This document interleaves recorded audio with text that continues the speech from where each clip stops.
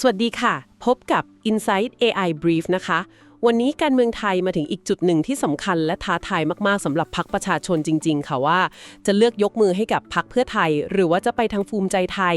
คือดูเหมือนว่าทางไหนเนี่ยก็อาจจะต้องยอมเจ็บตัวไม่มากก็น้อยนะคะ ใช่ครับ เป็นสถานการณ์ที่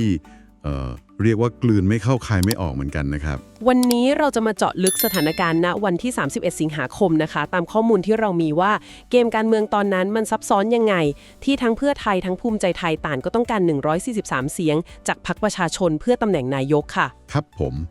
แล้วหัวใจสำคัญเลยนะ คือมันอยู่ที่เงื่อนไข 3 ข้อที่พรรคประชาชนเขาประกาศออกมาชัดเจนมาก แล้วมันกลายเป็นตัวกำหนดเกมไปเลยนะครับ เงื่อนไขที่ไม่ต่อรองเนี่ยคือ 1. ยุบสภาภายใน 4 เดือนหลังแถลงนโยบาย 2. ต้องทำประชามติร่างรัฐธรรมนูญใหม่โดยสสรที่มาจากการเลือกตั้งโดยตรง แล้วก็ 3. พรรคประชาชนจะไม่ร่วมรัฐบาลเป็นฝ่ายค้าน อันนี้ชัดเจน ชัดมากค่ะ การยืนหยัด 3 ข้อนี้เนี่ยทำให้พรรคประชาชนกลายเป็นที่เขาเรียกกันว่า Kingmaker เลยนะคะ เพราะมี 143 เสียงอยู่ในมือ ใครก็ตั้งรัฐบาลไม่ได้ ถ้าไม่มีเสียงพวกเขาไม่ว่าจะเป็นขั้วเพื่อไทยมีขั้วภูมิใจไทยก็ตาม ใช่ครับ แล้วสิ่งที่มันต่างไปจากเดิมคือความหนักแน่นของคุณเท่งณัฐพุงศ์หัวหน้าพัก คือเขาย้ำตลอดว่า 3 ข้อนี้เป็นบรรทัดฐานนะ ไม่มีลดหย่อน แล้วก็การเจรจาต้องเป็นทางการ ต้องเปิดเผยโปร่งใสที่ทำการพักเท่านั้น ไม่มีการคุยลับหลัง ค่ะ อันนี้ชัดเจนจริงๆ ประเด็นไม่ลดหย่อนนี่สำคัญมากนะคะ เพราะจำได้ว่ามีข่าวลือเหมือนกันว่า อาจจะต่อรองเวลายืด 4 เดือนเป็น 6 เดือนไหม ที่ว่าเพื่อไทยอาจจะเสนอ ครับ มีข่าวออกมา แต่คุณเท่งก็ปัดตกเลยบอกว่าข้อเสนอที่ดีกว่า 3 ข้อนี้ได้ แต่จะมาขอหย่อนเงื่อนไขไม่ได้ แล้วยังต้องคอยแก้ข่าวลืออื่นๆอีกนะคะ อย่างเรื่องเงื่อนไขข้อ 4 ข้อ 5 ที่เกี่ยวกับ112บ้างบำนาญบ้าง ใช่ใช่มีปล่อยข่าวมาเรื่อยๆ ซึ่งพรรคก็ยืนยันว่าไม่จริง มีแค่ 3 ข้อนี้เท่านั้น ครับการยืนกรานแบบนี้มันเป็นการส่งสัญญาณที่แรงมากนะ คือเขารู้ว่าเขามีอำนาจต่อรอง แล้วก็ต้องการใช้ตรงนี้ผลักดันเรื่องการแก้รัฐธรรมนูญซึ่งเป็นธงหลักของเขามาตลอด เอาล่ะค่ะ พอมีคนกุมเกมแล้วก็ต้องมีผู้เล่นเข้ามาท้าชิง ทางฝั่งภูมิใจไทยนี่ดูเหมือนจะเดินเกมเร็วมากเลยนะคะ คุณอนุทินชาญวิรากูลนี่คือ ไม่รอช้าไปหาคุณเท่งถึงที่ทำการพักประชาชนเลย แล้วก็ประกาศยอมรับ 3 เงื่อนไขทันที ใช่ครับ อันนี้นักวิเคราะห์มองว่าเป็นการเดินเกมที่ฉลาดนะของภูมิใจไทย 1. คือแสดงความจริงใจไปหาถึงที่ให้เกียรติ 2. คือชิงตอบรับเร็ว สร้างความได้เปรียบกดดันอีกฝั่งไปในตัว แล้วก็มีข่าวด้วยว่าเขาพยายามรวบรวมเสียงพรรคเล็ก อย่างกล้าทำแล้วก็กระแสเรื่องสสเพื่อไทยบางส่วน ที่อาจจะแตกแถว หรือที่เรียกกันว่างูเห่าอะครับ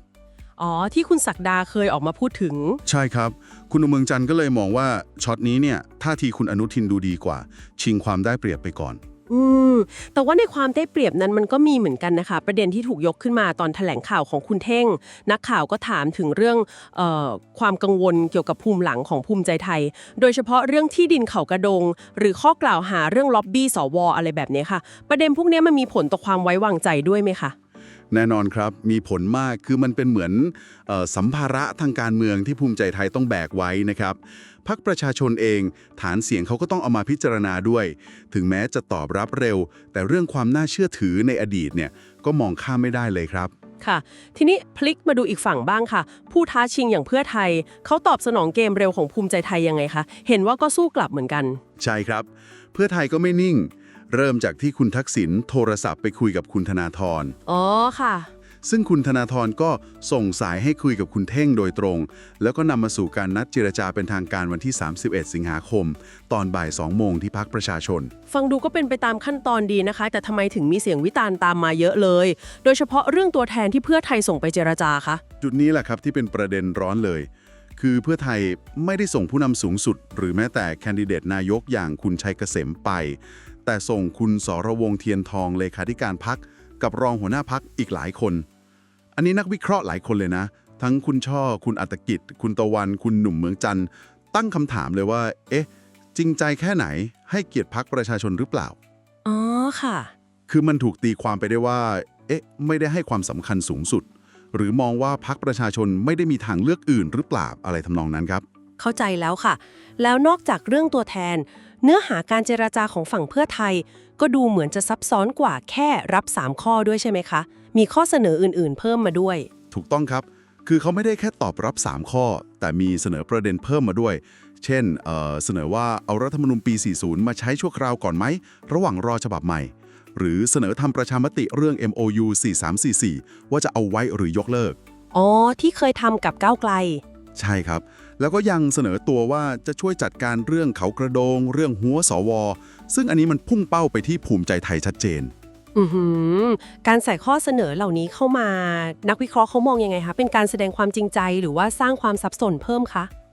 มุมมองอย่างคุณช่อ คุณอธิกิจเขาจะมองคล้ายๆกันครับว่าเออมันอาจจะดูเหมือนสร้างความสับสนนะ เบี่ยงเบนจาก 3 ข้อหลักหรือเปล่า หรือเป็นการพยายามตั้งการ์ดสร้างเงื่อนไขที่รู้ว่าอีกฝ่ายอาจจะรับยาก อย่างเรื่องเขากระดงหัวสวเนี่ยคือจริงๆมันเป็นอำนาจฝ่ายบริหารอยู่แล้ว แล้วพรรคประชาธิปัตย์ก็บอกจะเป็นฝ่ายค้านไม่ได้จะไปบริหาร มันก็เลยเกิดคำถามว่านี่จริงใจหรือเป็นแค่เหลี่ยมคูทางการเมือง อืม แต่ทางเพื่อไทยเองโฆษกพรรคคุณดนุพรก็ออกมาแถลงนะคะ บอกว่าพรรคตอบรับ3เงื่อนไขมาตั้งแต่ต้นแล้ว แล้วการเจรจาครั้งนี้ก็มีเชิญพรรคร่วมอย่างคุณทวีสอดส่อง คุณเดชอิฐเขาทองมาร่วมวงด้วย ครับ การดึงพรรคร่วมเข้ามาก็มองได้ 2 มุมนะฮะ มุมหนึ่งก็คือแสดงความพร้อมทำงานเป็นทีม อีกมุมก็อาจจะเพิ่มน้ำหนักต่อรอง แต่ก็ยังไม่ตอบคำถามเรื่องตัวแทนที่ส่งมาอยู่ดี ว่ามีอำนาจตัดสินใจจริงจังแค่ไหน ซอนดูแล้วไม่ว่าจะภูมิใจไทยหรือเพื่อไทย ต่างก็มีประเด็นให้พรรคประชาชนต้องคิดหนักจริงๆนะคะ มันเหมือนวนกลับมาที่คำว่าความไว้วางใจเลย คือมันเป็นเรื่องความไว้วางใจจริงๆนะคะ ฝั่งหนึ่งเพื่อไทยก็เพิ่งมีเรื่องผิด MOU กับก้าวไกลมาไม่นาน อีกฝั่งภูมิใจไทยก็มีภาพลักษณ์มีข้อกังขาในอดีต มันยากจริงๆค่ะ เหมือนที่เขาเปรียบว่าเป็น deal with the devil ต้องเลือกระหว่างปีศาจสองตน ใช่ครับ ความกังวลเรื่องความไว้วางใจนี่แหละครับ คือแรงกดดันหลักเลยของพรรคประชาชน มันสะท้อนจากฐานเสียงเขาชัดเจนมาก มีการเรียกร้องเลยนะให้โปร่งใสที่สุด ถึงขั้นเสนอให้ถ่ายทอดสดการเจรจาเลย โหขนาดนั้นเลย ครับ เพื่อป้องกันการตกลงลับหลัง หรือไปยอมรับอะไรที่ไม่ชัดเจน แล้วมาถูกหลอกทีหลังได้ แล้วก็ป้องกันไม่ให้พรรคประชาชนกลายเป็นแพะ ถ้าผลมันออกมาไม่เป็นอย่างที่หวัง นอกจากกดดันเรื่องตัดสินใจแล้วยังต้องมารับมือกับสงครามข่าวสาร ข่าวลือข่าวปลอมอีกเยอะเลยใช่ไหมคะ ช่วงนั้น โอ้โห ใช่เลยครับ เป็นส่วนหนึ่งของเกมการเมืองเลย มีความพยายามปล่อยข่าวปั่นกระแสเยอะมาก อย่างข่าวลือจากคุณไพศาลพืชมงคล ที่ว่ามีเงื่อนไขลับ 5 ข้อ รวมแก้ 112 บำนาญประชาชน ค่ะจำได้ หรือข่าวดีลตำแหน่งรัฐมนตรีกับภูมิใจไทย ซึ่งพรรคประชาชนก็ต้องออกมาแก้ข่าวกันวุ่นเลยครับ ต้องเร็วต้องชัดเจน